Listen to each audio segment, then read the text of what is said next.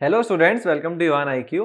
Last class में अपन metals and non metals कर रहे थे, जो चैप्टर नंबर 3 है क्लास 10th का। और अपन ने मेटल्स एंड नॉन मेटल्स की फिजिकल प्रॉपर्टीज सारी डिस्कस कर ली थी कि फिजिकल प्रॉपर्टीज क्या होती है, फिजिकल प्रॉपर्टीज के अकॉर्डिंग उनमें क्या डिफरेंस क्रिएट हो सकता है। और फिजिकल प्रॉपर्टीज में कुछ एक्सेप्शंस थे जिनकी वजह से अपन क्लासीफाई नहीं कर सकते कि हाँ ये मेटल है या नॉन मेटल है। जैसे अपन ने देखे ही थे कि ग्रेफाइट कंडक्टिव होता है जबकि वो एक नॉन मेटल है। तो उस वजह से अपन ने सोचा कि इनको अलग तरीके से क्लासीफाई करेंगे, इनको अलग तरीके से डिफरेंशिएट करेंगे केमिकल प्रॉपर्टीज के अकॉर्डिंग। फिर अपन ने देखा था कि मेटल्स जो होते हैं वो ऑक्सीजन से रिएक्ट करते हैं, मेटल ऑक्साइड फॉर्म करते हैं। और मेटल ऑक्साइड जो होती है वो जनरली बेसिक होती है। ठीक है, जनरली बेसिक होती है, मतलब लिटमस पेपर को वो ब्लू में चेंज करती है। और फिर अपन ने ये भी देखा कि कुछ मेटल ऑक्साइड्स होती है वो दोनों की तरह बिहेव कर सकती है और उनको बोलते थे एम्फोटेरिक ऑक्साइड्स। और जो नॉन मेटल की ऑक्साइड्स होती है, जैसे नॉन मेटल ऑक्सीजन का जब रिएक्शन होता है तो नॉन मेटल ऑक्साइड्स बनती है और वो बनती है एसिडिक। ठीक है, तो इनका मेन डिफरेंस ये होता है कि metal oxides are basic in nature, non metal oxides are generally acidic in nature, but they can be neutral also. ठीक है, क्योंकि वो न्यूट्रल भी हो सकती है। और न्यूट्रल के एग्जाम्पल थे कार्बन मोनोऑक्साइड और N2O वाला नाइट्रोजन जो ऑक्साइड होती है डाइऑक्साइड, वो भी न्यूट्रल होती है। तो ये सब जो एग्जांपल्स थे ये तो अपन के हो गए पूरे। और जो केमिकल का एक फर्स्ट डिफरेंस था कि ऑक्सीजन से कैसे रिएक्ट करती है। फिर अपन ने कल देखा था कि मेटल्स और वाटर कैसे रिएक्ट करते हैं। अपन ने ये देखा था कि मेटल्स और वाटर रिएक्ट करने के बाद में मेटल ऑक्साइड और हाइड्रोजन गैस इवॉल्व होती है। और अगर मेटल ऑक्साइड डिसॉल्व होने वाली होगी, सॉल्युबल होगी, तो फिर वो मेटल हाइड्रोक्साइड फॉर्म हो जाएगा, है ना। जैसे अपन ने कल ये देखा था ये कि if metal oxide is soluble, तो अपन ऐसा बोलेंगे मेटल ऑक्साइड सॉल्युबल है तो मेटल और वाटर रिएक्ट करके मेटल हाइड्रोक्साइड फॉर्म होता था और हाइड्रोजन गैस इवॉल्व होती थी। और अगर मेटल ऑक्साइड सॉल्युबल नहीं है तो क्या होगा, तो मेटल और H2O रिएक्ट करके मेटल ऑक्साइड और हाइड्रोजन गैस इवॉल्व करेंगे। दोनों में क्या डिफरेंस है, इसमें हाइड्रोक्साइड आ रही है और इसमें सिर्फ ऑक्साइड आ रही है। तो ये इसका मेन डिफरेंस होता था। और फिर जैसे अलग-अलग रिएक्शन होते हैं, जैसे अपन ऐसे बोल रहे हैं कि अपन सोडियम को ले रहे हैं, तो सोडियम की ऑक्साइड पानी में सॉल्युबल है, मतलब डिसॉल्व हो जाती है। पर उसमें क्या होता है, तो अपन को ये वाला रिएक्शन लेना पड़ेगा सॉल्युबल वाला। तो अपन ने लिया sodium plus H2O gives metal hydroxide plus H2। पर ये जो पूरा रिएक्शन होता है ना, ये 2 स्टेप्स में होता है। 2 स्टेप्स कौन से? ये वाले। ठीक है, पहला क्या होता है, मेटल और वाटर मिक्स होते हैं, मेटल ऑक्साइड बनती है, H2 बनता है। और ये जो रिएक्शन होता है ना मेटल ऑक्साइड के फॉर्मेशन का, ये हाईली एक्सोथर्मिक होता है। एक्सोथर्मिक मतलब इसमें बहुत ज्यादा हीट इवॉल्व होगी। ये हीट इवॉल्व होने वाला रिएक्शन है और H2 फ्लेमेबल गैस है, तो उसकी वजह से क्या होता है, बहुत सारे फ्लेम्स निकलते हैं। जैसे ही अपन सोडियम को पानी में डालेंगे तो अचानक से बहुत सारे फ्लेम्स निकलेंगे। तो ये मतलब एकदम बहुत ज्यादा रिएक्टिव है इसकी वजह से। तो सोडियम वाटर के टूवर्ड्स बहुत ज्यादा रिएक्टिव है। और सेम ऑब्जर्व करा आपने पोटेशियम में। पर कैल्शियम में इतनी ऑब्जर्वेशन नहीं थी। ठीक, कैल्शियम इतना ज़्यादा मतलब ऐसा नहीं था कि वो बहुत जल्दी बहुत तेज़ रिएक्ट कर रहा हो। तो ऐसे सारे मेटल्स को देखा कि कौन-कौन से मेटल्स कैसे-कैसे रिएक्ट कर रहे हैं, है ना? कि अपन ने पहले सोडियम को रिएक्ट करवाया, फिर पोटेशियम को रिएक्ट करवाया, फिर मैग्नीशियम को, फिर कैल्शियम को। ऐसे सारे सैंपल्स लिए और सारे सैंपल्स को देखा कि कैसे कौन ज़्यादा रिएक्टिव है, कौन कम रिएक्टिव है। तो अपन देखते हैं कि कौन कैसे रिएक्ट कर रहा है। ठीक है, यहाँ से देखते हैं अपन ने कौन-कौन से सैंपल्स लिए आईएनसीईआरटी एक्टिविटी के अकॉर्डिंग। तो अपन ने लिया था पोटेशियम, सोडियम, कैल्शियम।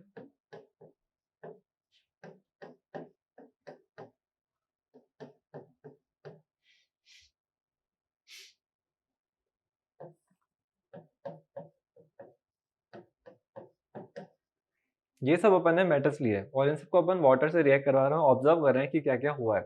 ठीक है?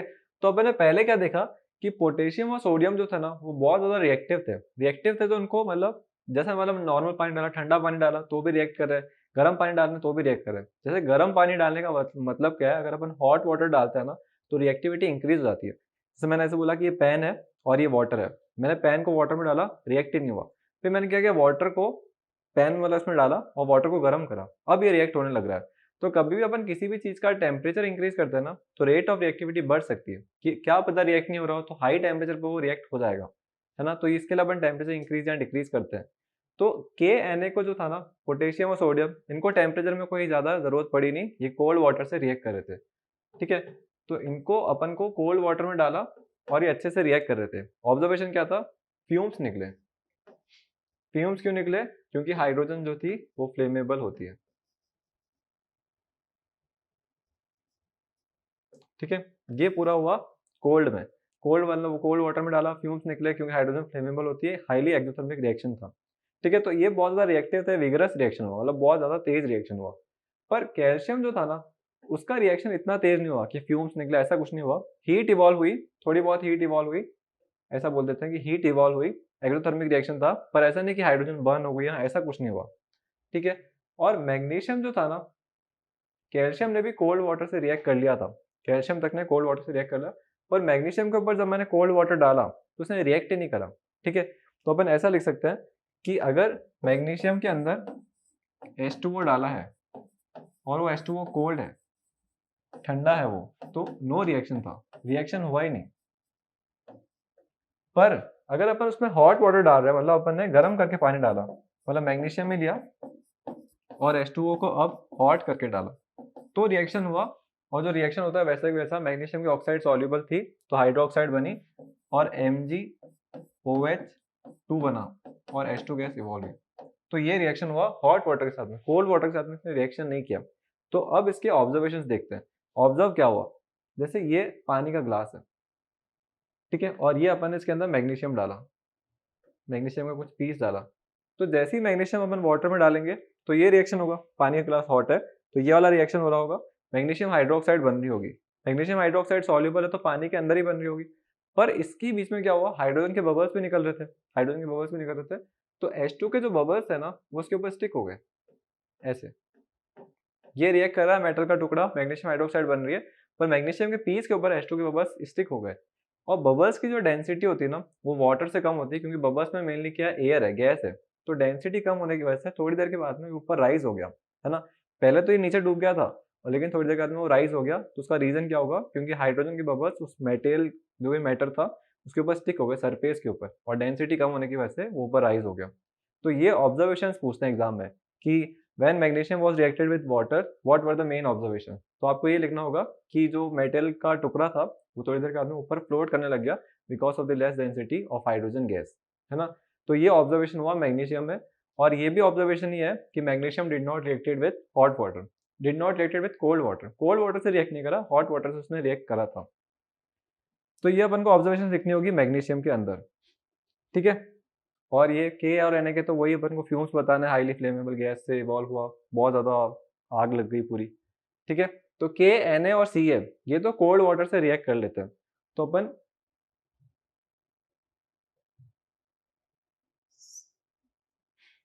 ठीक है, ये भी जो पार्ट है यहाँ तक मतलब कोल्ड वाटर से रिएक्ट हो गया। मैग्नीशियम को चाहिए था हॉट वाटर, इसने हॉट वाटर के साथ में रिएक्ट करा, हॉट वाटर के साथ में। और के में तो ऑब्जर्वेशन पता है कि अपन को आग वाग लग गई है पूरा हुआ, पर कैल्शियम की ऑब्जर्वेशन अपन ने नहीं देखी, वो पानी गर्म हो जाएगा।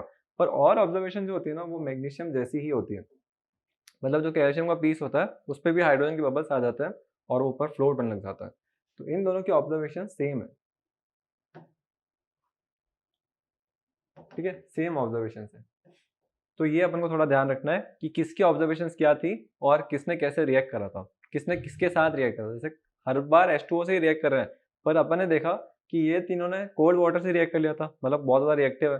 फिर इसके लिए रिएक्टिविटी बढ़ाने के लिए अपन को हॉट वाटर करना पड़ा, ठीक है। अब अपन आगे आते हैं, अपन आते हैं एल्यूमिनियम पे।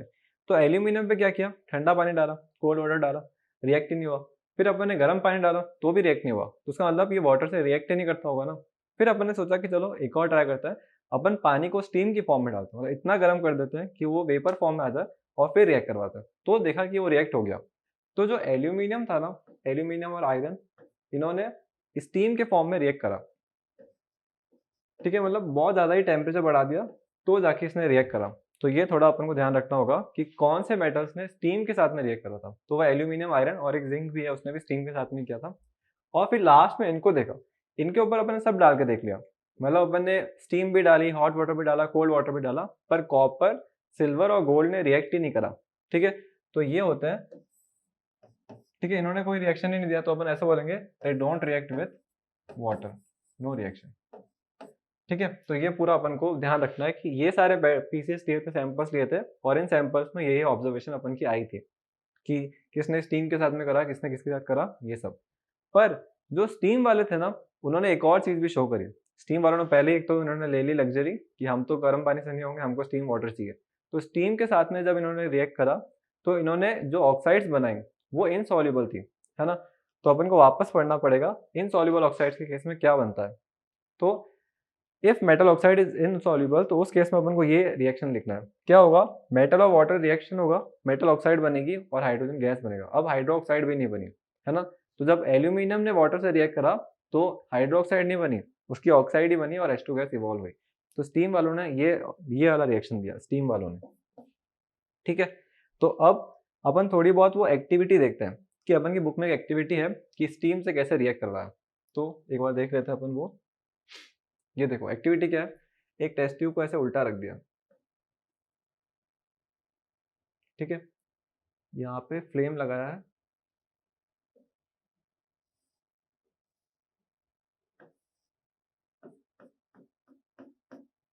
ये कॉटन का पीस है। ठीक है, ये कॉटन का पीस है और ये अपन का है आयरन की वायर।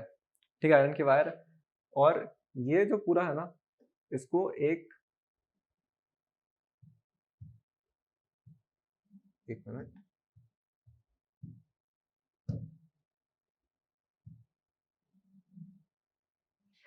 इस पूरे को अपन ने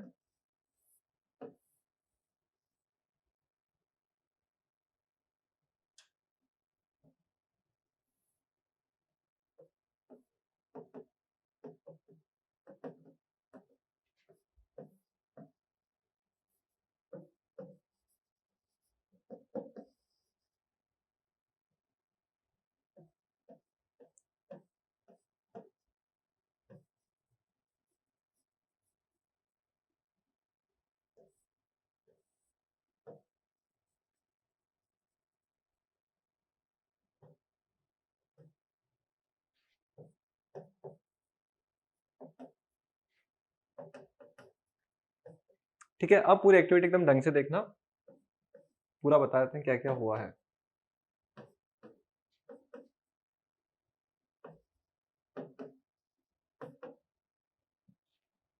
ये पूरी एक्टिविटी है, क्या हुआ है, एक इन्होंने कांच की टेस्ट ट्यूब ली है, ये टेस्ट ट्यूब है, ये अपन की कैंडल है, और यहाँ पे क्या रखा है, कॉटन रखी है, कॉटन का टुकड़ा जो वेट है, वेट मतलब वो गीली है थोड़ी। ठीक है, तो ये कॉटन गीली है, यहाँ पे इन्होंने आयरन की वायर रखी है। अब क्या हो रहा है, जैसे ही इसको गर्म करेंगे ना तो क्या होगा, कॉटन गर्म होगी, कॉटन गर्म होगी, इसके अंदर जो लिक्विड है, पानी को अपन कभी भी गर्म करते हैं तो क्या होता है, वेपर फॉर्म में जाता है। तो क्या होगा, कॉटन के अंदर जो लिक्विड है वो वेपर फॉर्म में कन्वर्ट होगा, वेपर मतलब पानी की वेपर्स होते हैं, वो स्टीम ही है। तो वो जो वेपर्स होंगे वो आगे जाएंगे, और आगे जाके क्या जाएंगे, उससे रिएक्ट करेंगे, किससे, आयरन के टुकड़े से। तो आयरन के के टुकड़े से रिएक्ट करते हैं, और आयरन के टुकड़े से रिएक्ट करेंगे तो क्या रिएक्शन होगा वो अपन को पता है, Fe plus H2O metal oxide बनेगी, मतलब Fe3O4 बन रहा है और हाइड्रोजन गैस इवॉल्व होगी। ठीक है, तो इस पूरे रिएक्शन में कौन सी गैस इवॉल्व होगी, हाइड्रोजन गैस। तो यहाँ पे रिएक्शन हुआ, इसकी वजह से कुछ गैस निकली, कौन सी गैस निकली, H2, ये H2 गैस बनी रिएक्शन के बाद में। ठीक है, अब ये रिएक्शन के बाद में ये H2 गैस है, ये यहाँ से गई इस पूरे बीकर में, इस बीकर में सोप सॉल्यूशन पड़ा है। तो कभी भी अपन सोप सॉल्यूशन में एयर डालते हैं ना तो बबल्स बन जाते हैं। आपने वो गेम देखा होगा ना बच्चों वाला, तो वो डालते हैं सोप सॉल्यूशन में, फिर यूँ फूक मारते हैं, बबल्स निकलते हैं, वही वाला। तो इन्होंने ये फूक मारी है और यहाँ से ये बबल्स निकल रहे हैं। ठीक है, अब इस बबल में वही वाली गैस होगी जो अपन फूक मारते हैं उस वाले गेम में। तो अपन ने कौन सी गैस की फूक मारी है, हाइड्रोजन गैस की। तो ये बबल्स में कौन सी गैस, H2 गैस। तो ये बबल्स को अपन बोल सकते हैं bubbles are of H2 gas. ठीक है, H2 गैस के बबल्स निकले। और कैसे चेक करेंगे कि H2 गैस ही है, तो कैसे चेक करेंगे, अपन एक बर्निंग मैच स्टिक के पास में लाएंगे, और अगर पॉप साउंड आती है, पॉप साउंड आती है H2 गैस की, एक ऑब्जर्वेशन है, कैरेक्टरिस्टिक है, तो पॉप साउंड आ रही थी तो समझ गए कि हाँ ये H2 गैस है। अगर ऑक्सीजन होती तो पॉप साउंड नहीं आती, और अगर CO2 होती तो भी पॉप साउंड नहीं आती। तो किस में आती है जो पॉप साउंड आती है, तो वो आती है H2 गैस में। तो ये पूरा पता चल गया कि हाँ H2 गैस थी इसमें, ये पूरा रिएक्शन की एक्टिविटी है। तो ऐसे मैटर्स जो स्टीम से रिएक्ट करते हैं उनके लिए एक्टिविटी जो है वो अपन को इस तरीके से एक्टिविटी से शो करके बताना है। ठीक है, स्टीम से क्यों, क्योंकि यहाँ पे कॉटन जो है वो स्टीम से कन्वर्ट हो रही है ना। चाहते तो अपन उसको डायरेक्टली गर्म पानी में डाल देते, पर उससे रिएक्ट नहीं हुआ, ये स्टीम से रिएक्ट कर रहा था। तो स्टीम वाले रिएक्शन में ये पूरा सब कुछ हुआ है। ठीक है, तो ये अपन को पता चल गया। ठीक है, ये पूरा सेटअप अपन को समझ आ गया। अपन देखते थे इसमें कौन से रिएक्शंस इन्वॉल्व है, केमिकल रिएक्शन तो लिख लें। ठीक है, तो अपन अब रिएक्शंस लिख देते हैं, आयरन का स्टीम के साथ में क्या रिएक्शन हुआ है, H2 गैस कैसे इवॉल्व हुई है, ये सब एक्टिविटी ये पूरी थी। तो चलिए अपन लिख देते हैं एक बार रिएक्शन। तो अपन ने क्या लिया था, आयरन का पीस, उस पर क्या करा है, H2O। H2O की स्टेट क्या थी, गैसियस स्टेट, स्टीम है वो, तो गैसियस स्टेट से रिएक्ट करवाया, ये अपन का सॉलिड फॉर्म का। ठीक है, इसके रिएक्शन से क्या हुआ, आयरन की ऑक्साइड बन गई। आयरन की ऑक्साइड मतलब Fe3O4, ये तो सॉलिड फॉर्म में ही है, और साथ में H2 गैस इवॉल्व हुई जो गैसियस फॉर्म में थी। ठीक है, आयरन की ऑक्साइड क्यों बनी? आयरन की हाइड्रोक्साइड क्यों नहीं बनी? हाइड्रोक्साइड बननी चाहिए वैसे, तो हाइड्रोक्साइड इसलिए नहीं बनी क्योंकि आयरन की ऑक्साइड पानी में सॉल्युबल नहीं है, तो तभी आयरन की ऑक्साइड ही बनी। तो ये पूरा रिएक्शन था। तो अब अपन को क्या याद रखना है, जैसे जनरली मेटल और वाटर रिएक्ट करते हैं तो हाइड्रोक्साइड और H2 गैस बनती है, पर दो रिएक्शंस ऐसे हैं जिसमें ऐसा नहीं हो रहा है। ठीक है, एक आयरन वाला और एक एल्यूमिनियम वाला, और इसमें स्टीम की भी जरूरत थी। ठीक है, क्योंकि वाटर जो था ना वो स्टीम के फॉर्म में था। तो ऐसे रिएक्शंस होते हैं ना जो जो सबसे अलग होते हैं, जो एक्सेप्शन में आ रहे होते हैं, उनको अपन को जरूर लर्न रखना होगा। ठीक है, क्योंकि बाकी सब तो सेम ही है ना। आप के को उठा लो, पोटेशियम का रिएक्शन देख लो वाटर के साथ में, सोडियम का देख लो, मैग्नीशियम का देखो, कैल्शियम का देखो, सबके रिएक्शन सेम ही है ना। ऑब्जर्वेशन सबके अलग अलग है पर रिएक्शन सबके सेम है। पर इन दोनों के रिएक्शन अलग है क्योंकि ऑक्साइड फॉर्म कर रहे हैं। तो जो रिएक्शन थोड़े अलग आ रहे होते हैं ना, उनको थोड़ा नोट बना के लिखा करो कि हाँ वो इंपॉर्टेंट है, एग्जाम के पॉइंट ऑफ व्यू से भी और आगे चल के भी। तो ये अपन को पूरा पता चल गया कि हाँ ये रिएक्शन हुआ है। अब इस कंपाउंड पे थोड़ा ढंग से देखते हैं। ठीक है, आयरन ऑक्साइड है ना, तो वैलेंसीज इंटरचेंज हुई है तो ही कंपाउंड बना होगा। अब आयरन दो वैलेंसीज में एग्जिस्ट करता है। जैसे आयरन का आप देखोगे ना, जैसे ये पूरी टेबल है, ये पूरा पीरियोडिक टेबल होती है, आयरन यहाँ कहीं आता है डी ब्लॉक में, और डी ब्लॉक वालों को बोलते हैं ट्रांजिशन एलिमेंट। ट्रांजिशन क्यों बोलते हैं? क्योंकि इनकी वैलेंसी चेंज होती रहती है। ठीक है, ये एक वैलेंसी में एग्जिस्ट नहीं करते हैं। तो आयरन जो है ना वो Fe2+ में भी एग्जिस्ट करता है और Fe3+ में भी एग्जिस्ट करता है। ठीक है, इसको थोड़ा हटा देते हैं अपन।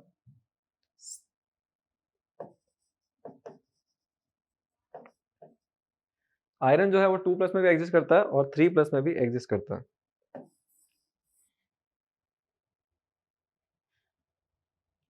तो जब अपन 2+ वाले को लिखते हैं ना तो उसको अपन बोलते हैं फेरस, Fe2+ वाला, और Fe3+ वाले को बोलते हैं फेरिक। ठीक है, फेरिक और ये फेरस, इसके ऊपर लिख देता हूँ एक बार। ये होता है फेरस और ये होता है फेरिक। ठीक है, ये होता है फेरस और ये फेरिक। Fe2+ का है तो ऑक्सीजन से जब रिएक्ट करेगा तो ऑक्सीजन क्या होती है? 2-। ऑक्सीजन कोई ट्रांजिशन वाला नहीं है तो उसकी एक ही वैलेंसी होती है, वो होती है 2-। और जब ये रिएक्ट करेगा तो ये होगा 2-, है ना। अब 2 और 2 तो कैंसिल आउट हो जाएंगे, तो कंपाउंड क्या बनेगा? 1 इसका 1 इसका, ओवरऑल कंपाउंड बना FeO इसके हिसाब से। और इसमें कुछ कैंसिल आउट नहीं हो रहा, 3 और 2 सिंपलेस्ट फॉर्म में ही है, तो 3 वहां गया 2 यहाँ आया, तो कंपाउंड बन गया Fe2O3। तो अपन दोनों ऑक्साइड्स को देखते हैं, एक का फॉर्मूला FeO, एक का फॉर्मूला Fe2O3, पर यहाँ पे दोनों ही मैच नहीं हो रही है। तो क्या ये फॉर्मूला गलत लिखा हुआ है कि मैंने कुछ गलती कर दी है? Fe2O3 लिखना चाहिए था आयरन ऑक्साइड की वजह से, या फिर FeO लिखना चाहिए था। तो ऐसा ऐसा बात नहीं है, इसमें दोनों ही ऑक्साइड्स बन रही है ना। इसका मतलब क्या है? ये ऑक्साइड भी बनी है और ये ऑक्साइड भी बनी है, तो इन दोनों ऑक्साइड्स को जब कंबाइन करोगे तो टोटल आयरन कितने हो जाएंगे? Fe यहाँ का एक, यहाँ के दो, तो टोटल हो गए 3 आयरन। ऑक्सीजन यहाँ का एक और वहाँ के 3, तो ओवरऑल हो गए 4 ऑक्सीजन। तो ये पूरे बन गए Fe3O4, है ना, Fe3O4। तो ये दोनों का मिक्स होके फिर आयरन ऑक्साइड बनी है, तो उसको अपन फेरस ऑक्साइड नहीं बोल सकते, ना ही फेरिक ऑक्साइड। ये क्या है? ये आयरन ऑक्साइड है ना। दोनों ऑक्साइड है इसमें, फेरस भी है और फेरिक भी है। तो ये पूरा बताना था थोड़ा सा, इसको अपन हटा देते हैं अब।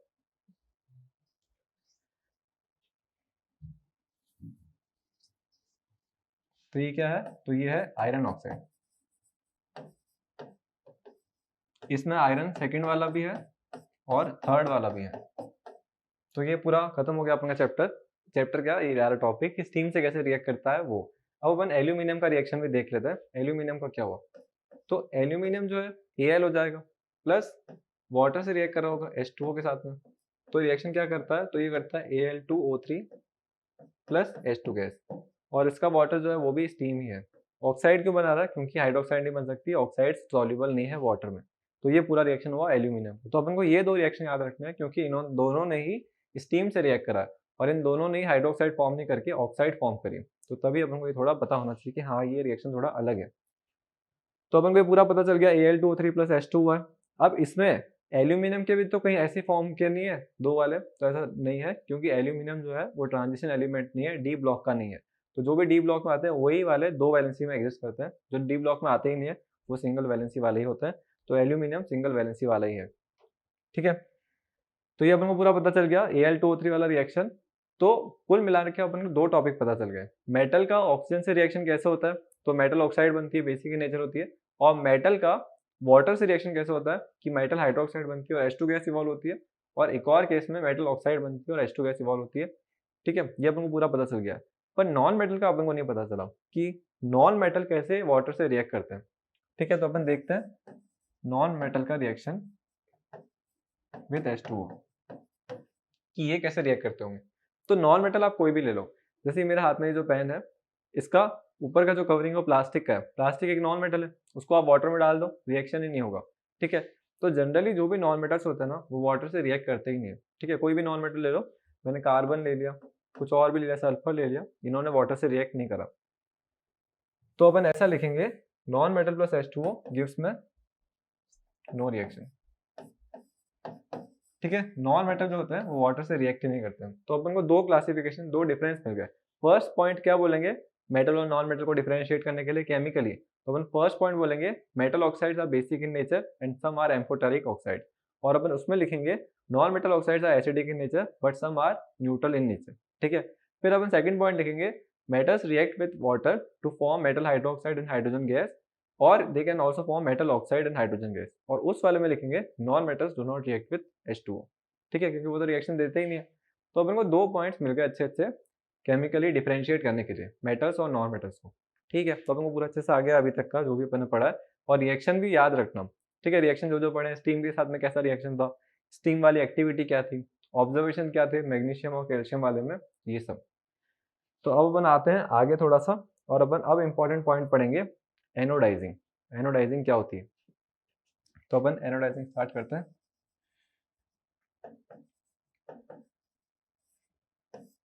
ठीक है, एनोडाइजिंग क्या होती है, तो एनोडाइजिंग का मतलब क्या होता है, कुछ कुछ ऐसे मेटल्स होते हैं जो ऑक्सीजन से रिएक्ट करके एक प्रोटेक्टिव लेयर बना देते हैं।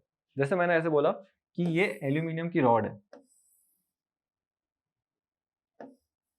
ठीक है, ये एल्यूमिनियम की रॉड है, ये एल्यूमिनियम, सब इसमें Al, सब इसमें एल्यूमिनियम है। अब आसपास ऑक्सीजन की गैस है, ये है O2। ठीक है, आसपास ऑक्सीजन की गैस है, और इससे क्या होगा, ये ऑक्सीडाइज हो जाएगा और एल्यूमिनियम जो होगा वो ऑक्सीजन से रिएक्ट कर लेगा। ये हो गई इसकी रिएक्टिविटी वाली पार्ट। यहाँ पे इसने पूरा रिएक्ट कर लिया, रिएक्ट कर लिया, तो इसका मतलब क्या हुआ होगा, एल्यूमिनियम और ऑक्सीजन का रिएक्शन हुआ होगा, और गिव्स में आ गया Al2O3। ठीक है, ये पूरा कंपाउंड बना, मतलब ये जो लेयर है ये किसकी है, ये है Al2O3 की। ये पूरी लेयर अपन के पास में आ गई Al2O3 की। अब जो Al2O3 आया ना अपन के पास में, वो एक प्रोटेक्टिव लेयर की तरह काम करता है, क्योंकि क्या होगा, अब फर्दर जो ऑक्सीजन आएगी ना, वो से रिएक्ट ही नहीं करेगी, क्योंकि ऊपर वो जो जो लेयर है ना, अपर मोस्ट लेयर है, वो Al2O3 की बन गई है। अब वो आगे जो है ना, वो एक तरीके से O2 को रिएक्ट ही नहीं करने दे रही, तो ये एक तरीके से प्रोटेक्टिव लेयर बन गई है। तो मैग्नीशियम जो होता है ना, वो भी यही करता है, एल्यूमिनियम भी यही करता है, तो अब ये आगे और खराब नहीं होंगे, इनके ऊपर अपने आप ही एक लेयर बन गई है, उसको बोलते हैं एल्यूमिनियम ऑक्साइड की लेयर। तो ये तो सही हो गया ना कि अब ये मेटल जो होगा ये और खराब नहीं होगा, क्योंकि इसने अपने आप ही रिएक्ट करके अपने खुद की सेल्फ प्रोटेक्शन कर लिया। तो इस चीज को सही करने के लिए क्या करा, एक पूरा आर्टिफिशियल मेथड बना दिया कि जो भी एल्यूमिनियम की चीजें होगी वो खराब नहीं हो, इसके लिए क्या करेंगे, उसको ऑक्सीजन से रिएक्ट करवा देंगे। ठीक है, और ऊपर को जो उसकी अपर मोस्ट सरफेस होगी, उसको ऑक्सीजन से रिएक्ट करवा के Al2O3 वाला बना देंगे, जिससे वो फर्दर रिएक्शन नहीं करेगा ऑक्सीजन के साथ में। तो उस मेथड को बोलते हैं एनोडाइजिंग। ठीक है, तो एनोडाइजिंग में क्या करते हैं, ऐसे करते हैं, ये पूरा रिएक्शन लेते हैं, ये अपन एल्यूमिनियम की रॉड लेते हैं, जो अपन किससे कनेक्ट करते हैं, एनोड से। ठीक है, यहाँ पे कोई भी मेटल ले लेंगे। अब वाटर का इलेक्ट्रोलाइसिस करवाते हैं, H2O का, वाटर का इलेक्ट्रोलाइसिस करवाएंगे तो वाटर के आयंस बन जाएंगे। ठीक है, H प्लस और O2 माइनस। अब ये नेगेटिव का है, तो नेगेटिव वाला किसके पास जाएगा, पॉजिटिव वाले के पास में, और एल्यूमिनियम को अपन ने कहाँ से कनेक्ट करा है, पॉजिटिव वाले से, एनोड से। तो O2 जो होता है वो यहाँ पे आके इकट्ठा हो जाता है। ठीक है, अब क्या होगा, ये पूरा दो इलेक्ट्रॉन अपने यहाँ दे देगा और एल्यूमिनियम से रिएक्ट कर लेगा, तो ये पूरी लेयर बन जाएगी यहाँ पे, क्योंकि रिएक्शन हो रहा है यहाँ पे। तो ये जो कैथोड होगा या फिर जो भी इलेक्ट्रोड होगा, ये एल्यूमिनियम का जो होगा, इसके ऊपर अपने आप ही एक लेयर बन जाएगी। तो ये पूरा जो मेथड होता है, इसको बोलते हैं एनोडाइजिंग। ठीक है, तो अपन इसको डिफाइन कैसे कर सकते हैं, तो अपन ऐसा बोल सकते हैं, the method in which a protective layer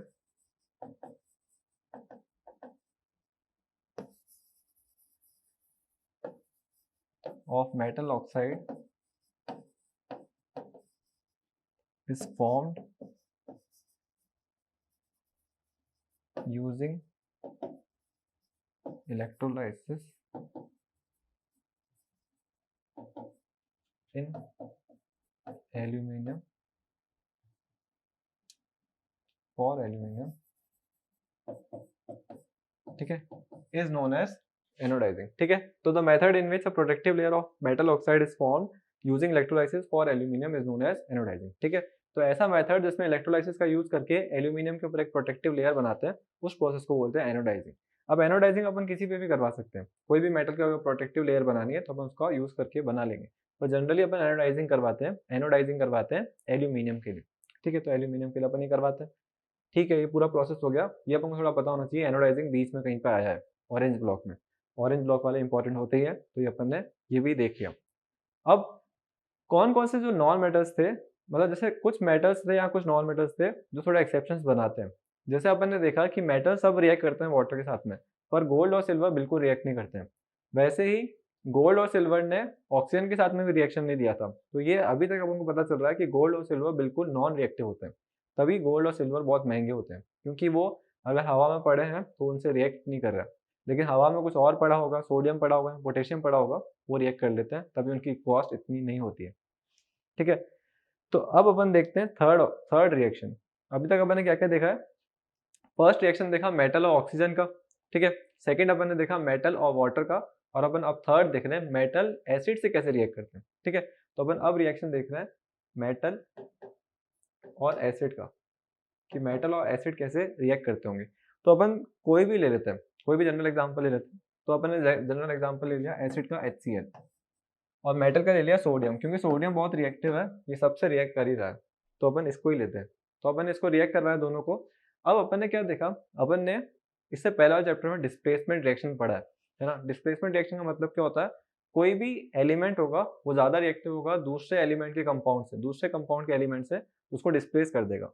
तो वही हो रहा है यहाँ पे। क्या होता है, Na जो है ना, यहाँ पे H जो है प्लस की स्टेट में, H प्लस Cl माइनस है, और Na की वैलेंसी मेटल है तो प्लस होगा। तो ये इससे ज़्यादा रिएक्टिव है, तो ये H को डिस्प्लेस कर देगा, और इसकी वजह से ये खुद इसकी जगह ले लेगा, तो ये NaCl बना देगा। और H डिस्प्लेस होने के बाद में अकेला तो रहेगा नहीं, तो वो H2 गैस की फॉर्म में इवॉल्व आउट हो जाएगा, ठीक है। तो ये ऑब्जर्वेशन होती है पूरी।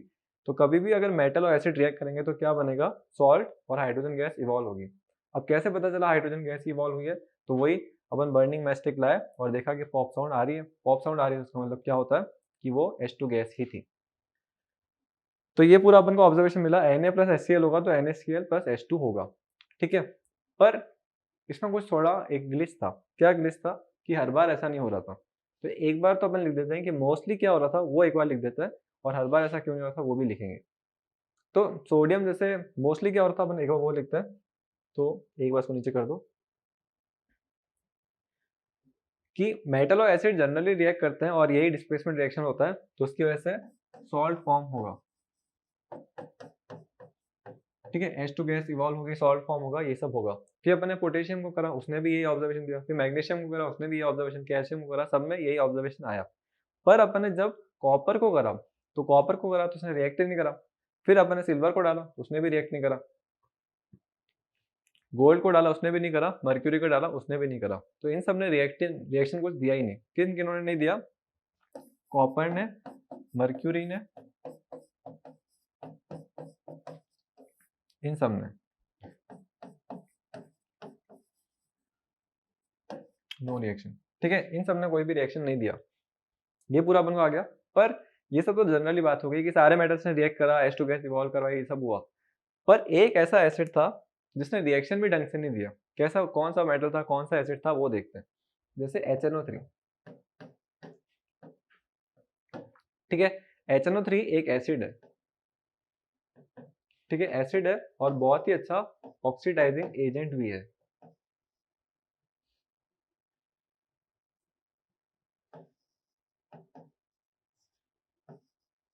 तो इसने क्या करा, इसने मेटल से रिएक्ट करवाया। तो ये मेटल है। मेटल क्या सोच रहा होगा कि H को डिस्प्लेस कर दूंगा, H2 अलग हो जाएगी, और मेटल के साथ में मैं NO3 का रिएक्शन करवा के बना दूंगा सॉल्ट। पर इसने क्या करा, ये बहुत सा ऑक्सीडाइजिंग एजेंट था, तो जो H2 अलग हो रहा था ना, इसने उसको ऑक्सीजन प्रोवाइड कर दिया। तो ओवरऑल प्रोडक्ट में क्या बना, सॉल्ट भी बना, H2O भी बना और साथ में कोई नाइट्रोजन की ऑक्साइड भी निकली, नाइट्रोजन ऑक्साइड।